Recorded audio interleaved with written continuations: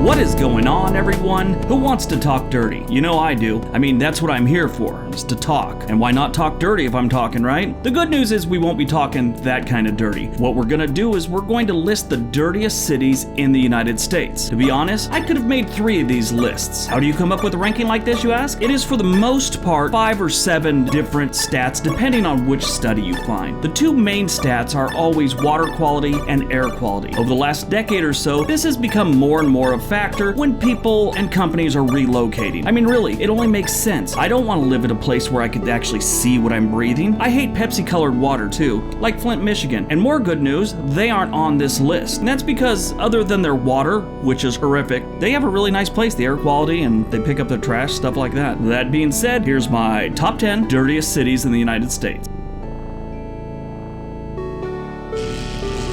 Number 10, Houston. Houston is hot, humid, and filled with airborne toxins. Houston houses the biggest number of oil refineries and chemical plants in the country, and it ranked quite high for ozone pollution by the American Lung Association. Sounds like a party to me. They ranked 11th in the nation for ozone and 14th for particle pollution, but they also have bad water quality, and that helped them make the list. So congratulations, Houston, you made it. Number 9, New York City, New York. New York City, back in the day, was known for being a garbage dump disguised as a city for the better part of, I'd say, the 70s and 80s. They have made some improvements since then, but by today's standards, they're still pretty gross in a lot of areas. High levels of pollutants from oil spills, industrial development, and chemical dumping have plagued New York City's groundwater forever. And that doesn't look like it'll be changing anytime soon. And of course, they have so many vehicles and traffic and everything else like that, you can imagine their air quality is pretty bad most days. Number 8, Stockton, California. First off, it's Stockton. If you've ever been to this gem of Central California, you don't need me to explain anything else except why isn't it number 1 on this list. But the problems here are lack of funding for cleanup, high ozone levels, and poor water quality due to farm runoff. If you ever find yourself driving down Interstate 5 in California with a flat tire near Stockton, ride the rim till you get to Sacramento. Number 7, Riverside, California. What words could you use to describe Riverside that haven't been used by a foul-mouthed trucker with Tourette's? Not many. Riverside is not some jewel in the California desert, no matter how they try and sell it to you on the city's website. The Riverside area has air quality some days that would make an environmentalist cry. Drinking water supplies have been contaminated by the manufacturing of rockets, motors, and explosives. That sounds fun.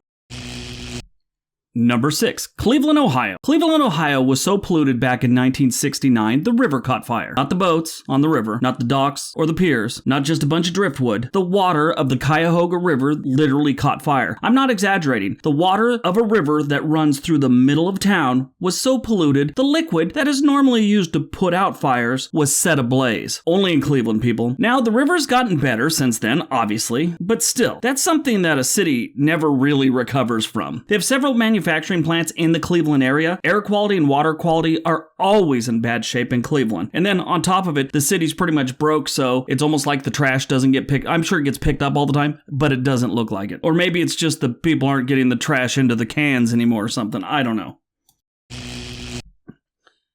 Number 5, Modesto, California. Just a bit south of number 8 on this list, Stockton, California, you have Modesto. Modesto is just like Stockton, environmentally, a little bit worse. These people finally beat Stockton at something, besides people run over by tractors. This Central California city ranks 9th in the nation for ozone pollution, and it shoulders one of the country's highest unemployment rates. Water quality index is bad to boot. Yeah, Modesto sucks.